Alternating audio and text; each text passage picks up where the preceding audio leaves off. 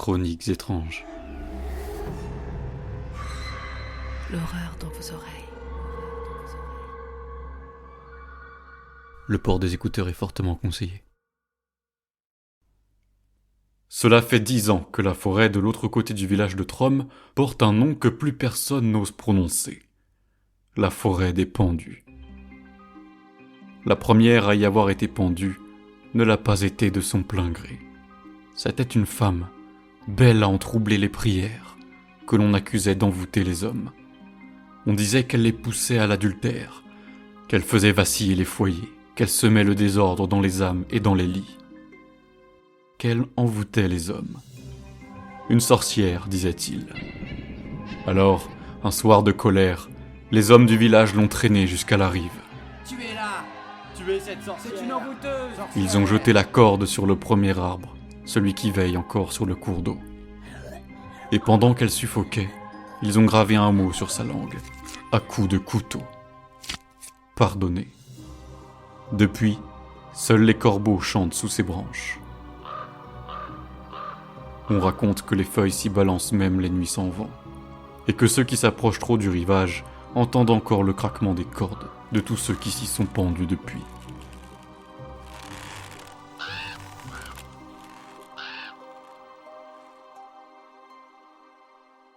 Car cet événement n'a été que le premier d'une longue lignée. Voilà des années que, depuis la pendaison de cette femme, des dizaines d'âmes en peine sont venues mettre fin à leur jour dans cette forêt, de l'autre côté de la rive. C'est ce qui lui a valu son nom de forêt des pendus. C'est ici que cette histoire commence. Une histoire que l'on a tenté d'oublier. Celle de Trom, un village qu'on a rebaptisé depuis pour effacer sa honte. Mais la légende, elle, ne meurt jamais tout à fait. Alors laissez-moi vous narrer cette terrible histoire transmise de bouche à oreille comme il se doit, à la manière d'un véritable conte. Trom, un nom que plus personne n'ose prononcer à voix haute. Jadis, c'était un village prospère, adossé aux collines et aux grands chênes qui marquaient la frontière du monde connu. Mais depuis la pendaison de la femme que l'on appelait la sorcière du rivage, la terre elle-même semble maudite. On dit que c'est sa malédiction qui ronge les récoltes et flétrit les visages. Les champs ont cessé de donner, les bêtes refusent d'approcher l'eau, et dans les maisons, les prières se font rares. Certains prétendent que la malédiction est dans le sol, d'autres qu'elle est dans le sang. Mais tous s'accordent sur une chose. Trom n'est plus un lieu pour les vivants. Peu à peu, les familles ont quitté le village. Ceux qui restent survivent à moitié, entre faim, superstition et silence. La peur a pris la place de la foi, et quand la nuit tombe, on entend parfois, au loin, les cordes se balancer dans la forêt, comme si le vent tirait encore sur les pendus. Il y a pourtant plus inquiétant encore que le vent. Depuis des années, des villageois quittent le village sans dire un mot. Ils partent au crépuscule, prennent la route du nord et disparaissent dans la brume. Tous ceux qui n'en peuvent plus finissent par emprunter le chemin du nord, un chemin dont nul n'est jamais revenu, pour mettre fin à leur jour, éreintés par cette malédiction ou la vie elle-même, dit-on. C'est là-bas qu'aurait été aperçu le passeur, un homme silencieux, tapi au bord du fleuve. On dit qu'il traverse les âmes en peine contre quelques pièces d'or, à la forêt des pendus. Une entreprise plutôt lucrative, dans un endroit aussi macabre que Trom. Archibald connaissait cette histoire. Tout le monde la connaissait. Mais lorsqu'Helena, sa femme, disparut à son tour, il commença à y croire. Il passa la journée à la chercher, le cœur battant, les mains tremblantes, appelant son nom dans le vent. Et quand la nuit fut tombée tout à fait, alors qu'il s'apprêtait à rentrer, il entendit, pour la première fois, des sanglots venant de la rive.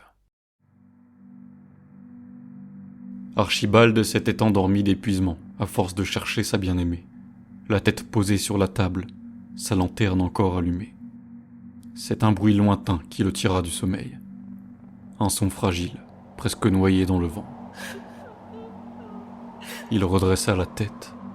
L'air glacé s'engouffrait sous la porte. Un second sanglot, plus clair. Il resta immobile, tendu, à écouter. La maison entière semblait retenir son souffle. Il se leva brusquement, manquant de renverser la lanterne. Le verre vibra, le feu vacilla, projetant sur le mur l'ombre tremblante de sa propre silhouette. Il appela encore. Elena?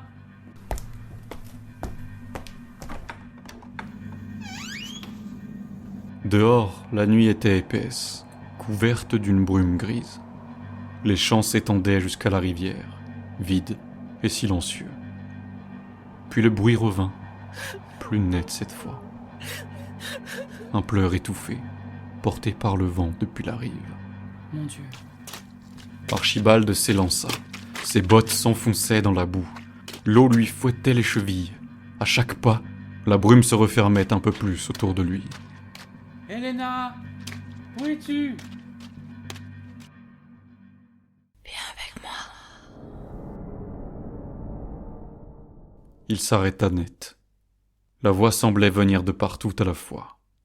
Il tourna sur lui-même, cherchant la lanterne haute. Sa lumière dessinait des cercles dorés dans la brume, sans rien éclairer d'autre que le vide.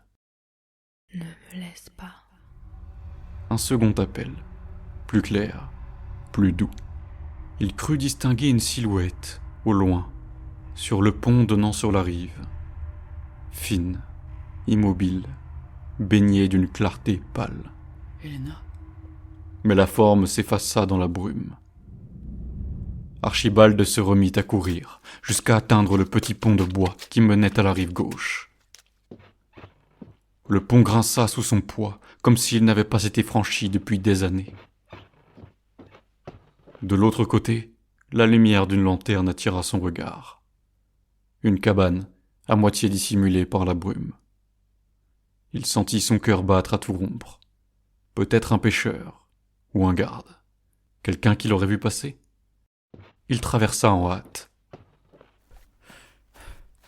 En approchant, il distingua la lueur dansante d'un feu derrière la fenêtre. Il frappa à la porte. 3 fois. Y a-t-il quelqu'un?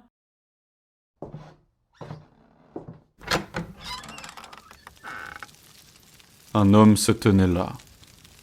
Grand, immobile, le visage dissimulé sous une capuche. Archibald sentit un frisson courir dans son dos. Pardon, mon brave, ma femme a disparu. Elle s'est perdue dans la brume. Vous ne l'auriez pas vue? L'homme ne répondit pas.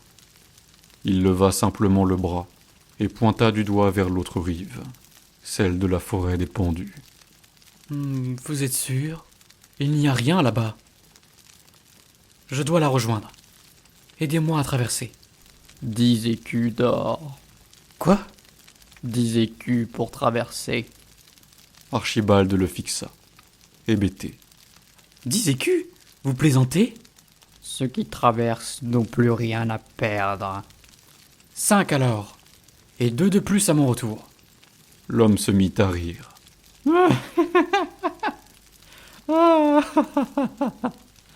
Il n'y a pas de retour. Archibald recula d'un pas en grognant.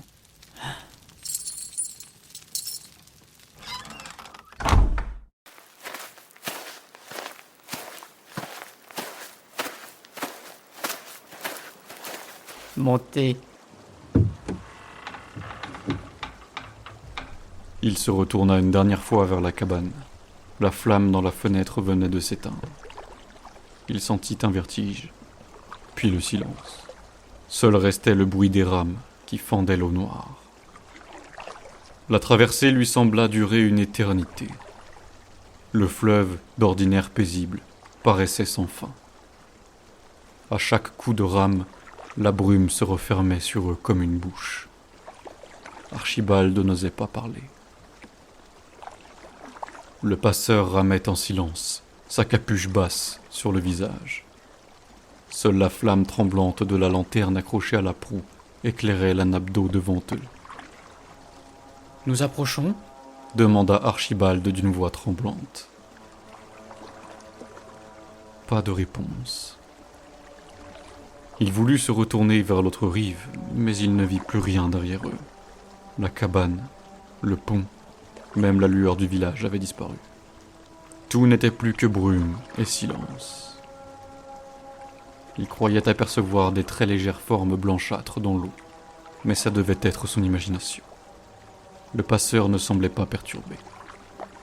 En relevant la tête, Archibald vit d'autres formes suspendues au-dessus de l'eau. Derrière la brume épaisse, des silhouettes, accrochées aux branches, se dessinaient. Leurs pieds nus se balançaient à hauteur d'homme. Les cordes grinçaient doucement, rythmées par la rame. Archibald sentit sa gorge se serrer. Par pitié, qu'est-ce que c'est que ça? Ce sont ceux qui ont voulu traverser avant vous. Il voulut se lever, mais la barque tangua. Stoppez! Ramenez-moi! À nouveau, pas de réponse. Archibald leva les yeux vers le ciel. La lune, pleine et pâle, baignait les arbres d'une lueur spectrale. Les ombres se tordaient au sol comme des silhouettes vivantes.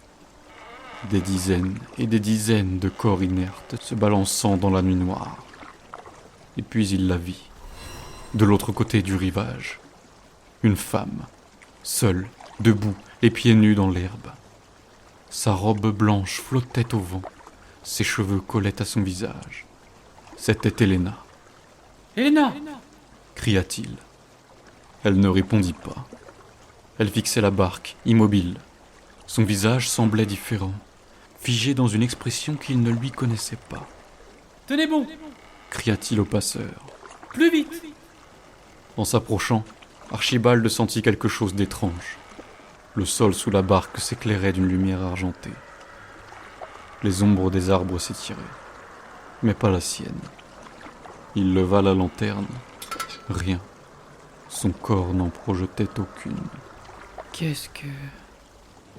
Le passeur s'arrêta. Sa rame glissa lentement dans l'eau. Vous y êtes. Archibald sauta à terre. L'air y était plus froid, plus dense. Chaque inspiration lui brûlait les poumons. Le silence de la forêt était oppressant. Devant lui, Helena s'éloignait lentement, s'enfonçant entre les arbres. Helena, attends! Il se mit à courir. Mais plus il avançait, plus la silhouette semblait s'éloigner. Et à chaque pas, une corde grinçait au-dessus de sa tête. À gauche. À droite. Derrière. Il s'arrêta, haletant.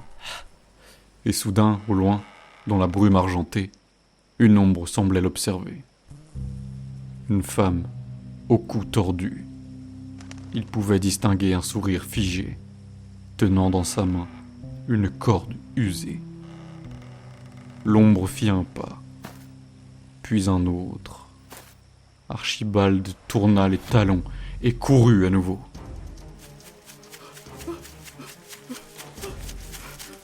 Laissez-moi! Je ne veux pas mourir! Hurla-t-il. Mais tu es déjà mort.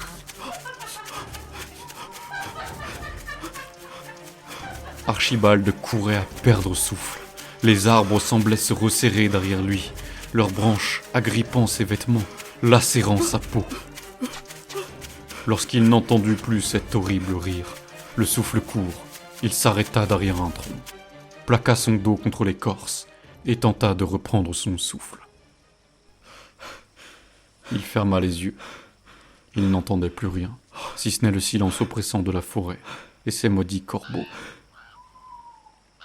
Pas un pas, pas un souffle. Peut-être l'avait-il semé. Il se risqua à jeter un œil de l'autre côté de l'arbre. Personne. Il voulut avancer. Mais quelque chose se resserra soudain autour de son cou. Il porta les mains à sa gorge, tira de toutes ses forces, mais la pression augmentait. Ses pieds quittèrent le sol. Il tenta de crier, mais aucun son ne sortit. Son regard se leva vers le ciel. Au-dessus de lui, suspendu entre les branches, La silhouette de la femme, son cou tordu, sa bouche ouverte dans un rictus impossible. Je t'ai eu. Elle tirait la corde à deux mains, sa tête penchée d'un côté, un rire grinçant s'échappant de ses lèvres. Archibald agrippa le tronc à portée de main, ses doigts s'enfonçant dans l'écorce. Il tenta de se hisser, de soulager la tension. La corde cédait à peine. Chaque mouvement lui arrachait la gorge. Dans un ultime effort, il parvint à attraper la branche et à glisser ses doigts entre le nœud.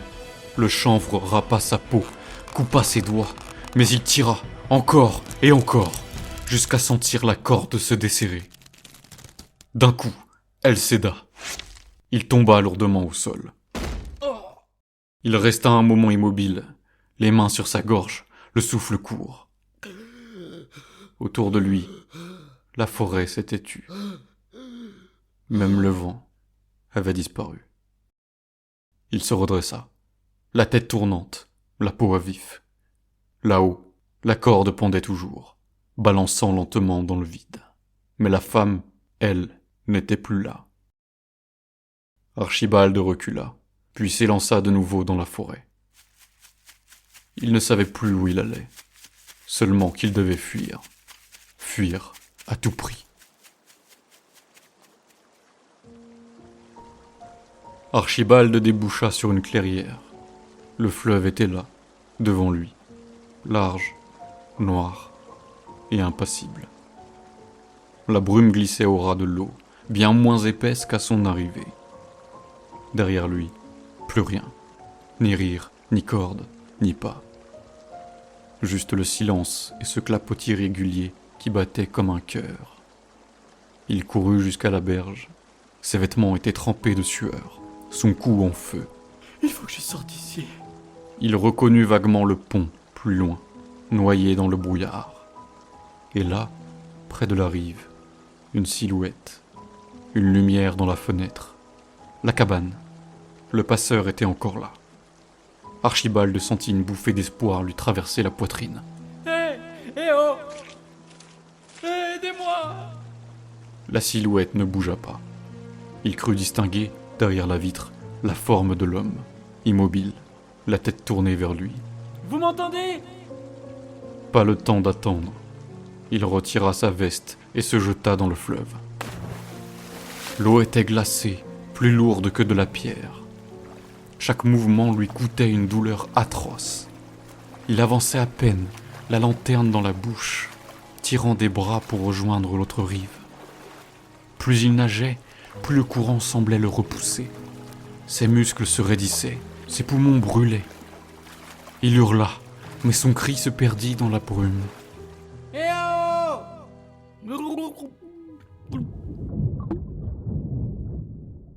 Quelque chose venait de s'agripper à sa cheville et l'avait tiré dans l'eau. Il tira d'un coup sec, sans succès. La main qui venait de l'agripper remonta lentement, froide, glissant contre sa peau. Et il la vit, le visage d'Helena, livide, les yeux ouverts, l'eau s'échappant de sa bouche. « Non, non, c'est pas toi. » se dit-il. Elle tira plus fort. Une corde s'enroulait déjà autour de sa jambe. Archibald frappa dans l'eau, hurla, tenta de la repousser, mais son visage se déformait à chaque éclaboussure. Il n'était plus certain de reconnaître sa femme. La corde remonta le long de son corps, s'enroula autour de sa taille, puis de son cou. Il tenta d'attraper quelque chose, mais ses doigts glissèrent sur la vase. Helena, ou ce qu'il croyait être elle, le fixait sans un mot, les lèvres entr'ouvertes. Puis elle le tira, d'un geste sec. L'eau se referma. Tout devint noir.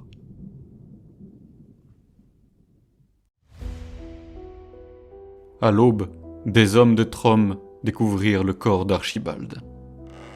Il pendait au premier arbre du rivage, la même où, 10 ans plus tôt, on avait pendu la femme qu'ils appelaient sorcière. Son visage bleuissait déjà, ses doigts crispés tenaient encore un fragment de corde. Aucun d'eux ne parla. Il savait. Le pauvre homme, pensant avoir perdu sa femme, avait mis fin à ses jours, pensait-il. La forêt des pendus avait pris un autre. Mais ce qu'il ne savait pas, c'est qu'Elena avait été retrouvée chez elle, assise près du foyer, les vêtements mouillés et les cheveux trempés, et le sourire aux lèvres. Quand les gardes frappèrent à sa porte, elle se leva, leur ouvrit sans trembler. Un habitant du village qui a entendu du remue-ménage près de la rive s'y est déplacé. Il vous a vu accrocher le corps inerte de votre mari à un arbre. Suivez-nous. La potence vous attend. Elle les suivit sans résistance jusqu'à la place du village. Là, devant la foule, majoritairement féminine, elle parla. Sa voix était claire, posée, presque douce. Oui, c'est moi. Je l'ai tué. Personne n'osa bouger. Un prêtre balbutia quelques mots, mais elle continua calmement. C'était le dernier. Maintenant, Iséa peut demeurer en paix. Car oui, celle que vous appelez sorcière avait un nom. Tant que vous pendrez une femme pour la faute d'un homme, tant que vous laverez vos péchés dans notre sang, la forêt des pendus chantera vos noms. Sorcière! Elena sourit faiblement. Continuez d'appeler sorcière celles qui doivent répondre à vos pulsions. Vous pouvez me pendre aussi, mais une autre me vengera. On lui lia les mains. Elle monta sur l'échafaud sans baisser les yeux. Avant que la trappe ne s'ouvre, elle prononça ces derniers mots. Tant que vous condamnerez une femme pour sa beauté et pour son seul fait d'exister, tant que vous ferez porter vos crimes par nos corps, tant que nous serons sacrifiés pour couvrir vos actes barbares et votre incapacité à penser autrement qu'avec votre queue, nous serons là. Pour ne pas vous laisser remanier l'histoire à votre manière, pour vous empêcher de souiller notre mémoire, pour que nul n'oublie ce que les hommes de Trom ont fait.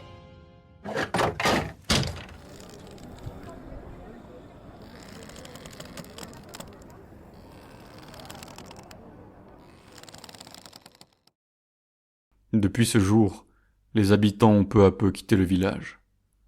Seules certaines femmes, veuves ou non, y restèrent. Trom mourut lentement, mais paisiblement. Et le nom du village devint synonyme de mort. On dit que le village de Trom n'existe plus, qu'il a été rebaptisé, effacé des cartes, englouti par la brume du Nord. Les hommes de Trom ont crié à la sorcellerie pour dissimuler leurs abus commis sur Iséa. Ensemble, ils ont voulu faire taire celles qui avaient osé mettre leurs péchés au grand jour. Mais tous, jusqu'au dernier, ont péri.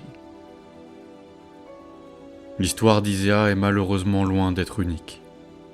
Entre le XVe et le XVIIIe siècle, plus de 40 000 femmes ont été exécutées à travers l'Europe, accusées de sorcellerie. La plupart n'étaient ni des guérisseuses ni des occultistes. C'étaient des veuves, des sages-femmes, des pauvres, des femmes trop belles ou simplement trop libres pour leur époque. On les pendait, on les brûlait, on les noyait, parce qu'elles gênaient, parce qu'un homme avait parlé, parce qu'une communauté avait peur. Aujourd'hui encore, certains villages conservent les traces de ces procès. Des registres, des noms, des confessions arrachées sous la torture. Et dans ces pages, on ne trouve aucun démon, seulement des femmes, des mères et des innocentes. Alors peut-être que la forêt des pendus n'est pas une légende. Peut-être qu'elle n'est qu'un souvenir de toutes celles qu'on a voulu faire taire. À bientôt, si vous osez revenir.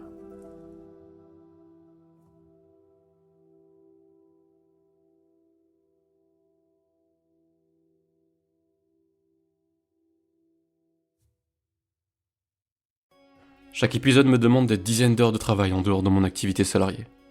Et les revenus publicitaires couvrent à peine les frais structurels du podcast. C'est pourquoi j'ai créé un petit abonnement qui vous permettrait de soutenir la chaîne.